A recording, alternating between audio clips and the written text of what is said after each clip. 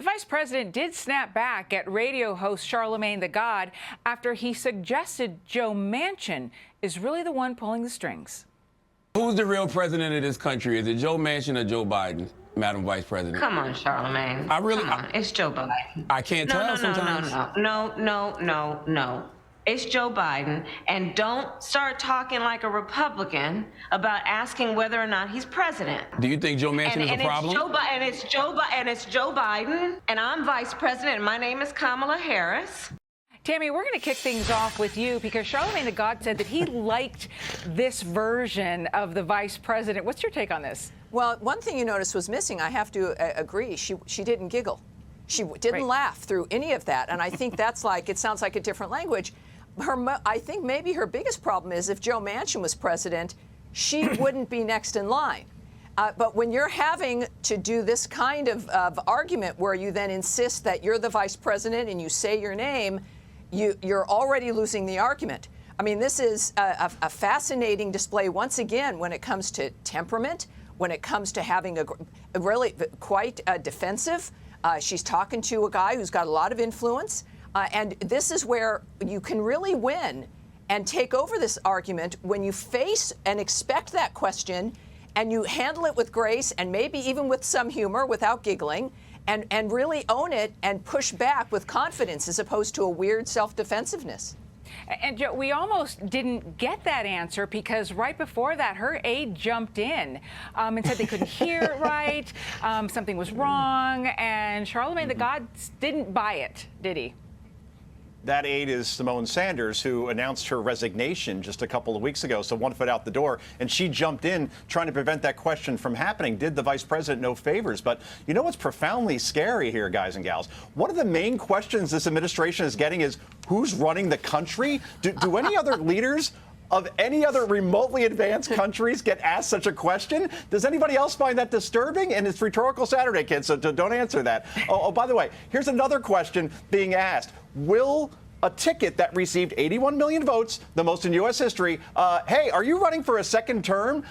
Because we see a poll this week, 22% of the country, Alicia, 22% want Mr. Biden to run again. Think about this. We're not even 11 months since the inauguration, and the funeral plans are already being floated for Team Biden. And while, you know, inflation's at a 40-year high, that's horrific, and skyrocketing violent crime, we're going to talk about that later, that's owned by the Democratic Party. And while the border is anything but secure, it's this perception of this administration that's impossible to reverse, a perception that Joe Biden is too old, too incompetent, too disconnected from what's important to the American people to do the job. And Plan B, Kamala Harris, is more like Plan G, as in gah. This person is not equipped to be commander-in-chief. And Charlie, I mean, there are slips and then there are slips. And in this atmosphere right now, with the president continuing to refer to the vice president as the one in his job, that's got to be a little concerning for his staff. Oh, yeah, absolutely, especially in a country where we get to elect our leaders precisely so we know who is in charge and who is making those decisions. And I think it's a fair thing for a lot of Americans to seriously question that, not just because of the bizarre things that President Biden says from time to time, but also because so many of these decisions are just kind of completely out of touch with what ought to be done, or just sort of out of touch with reality.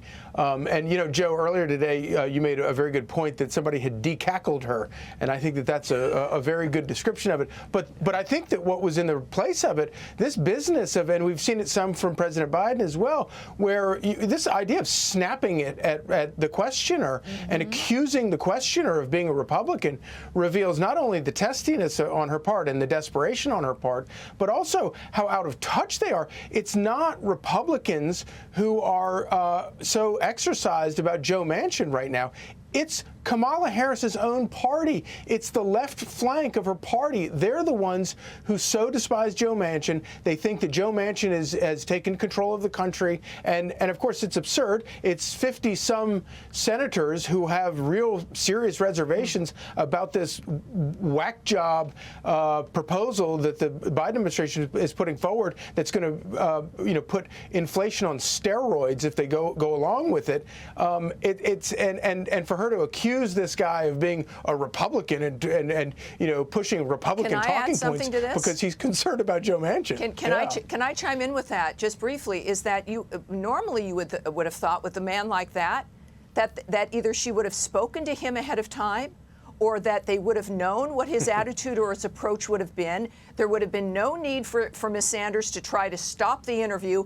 It just shows you of the lack of either professionalism or that they expect an interview to be easy. But the fact that they didn't see this coming, you guys, is shocking to me considering who they were speaking with. Hey, Sean Hannity here. Hey, click here to subscribe to Fox News YouTube page and catch our hottest interviews and most compelling analysis. You will not get it anywhere else.